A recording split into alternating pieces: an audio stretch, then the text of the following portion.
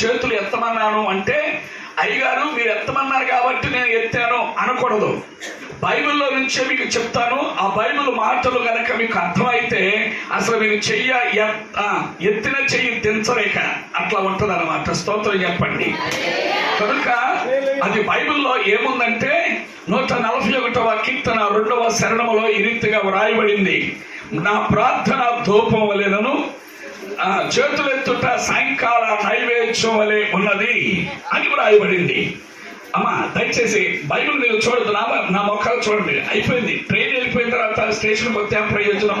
నేను చదివేసి ఆల్రెడీ. స్తోత్రం చెప్పండి. చెప్పండి దేవుని స్తోత్రం.